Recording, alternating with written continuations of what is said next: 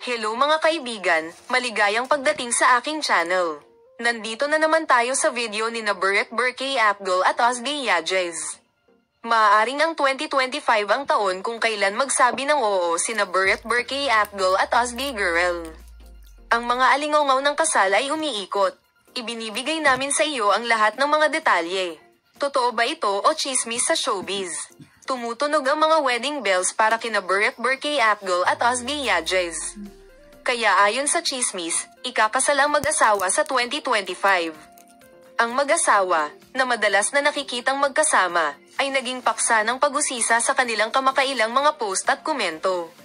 Ang mga mapagkukunang malapit sa kanyang mga kasosyo ay nagsasabi na si Beret Berkay Apgul ay naging seryoso kay Ozzy Yajez at nagsimulang gumawa ng mga plano sa hinaharap para sa mga tsinelas ng unyon. So chismis lang ba ito o talagang naghahanda na sila para sa kasal? Habang ang mga tagahanga ay sabik na naghihintay para sa Beret Berkay Apgul na kumpirmahin o tanggihan ng mga chismis, ngayon ay sinabi na ang mag-asawa ay maaaring handa na gumawa ng pampublikong pahayag. Ito ba ay ang kasal ng taon o ang mga tagahanga ay niloloko ng ideya ng isang hinaharap na magkasama? Oras lang ang magsasabi. Ipapaalam namin sa iyo ang mga pag-unlad. Patuloy na panoorin ang aming channel, Polem.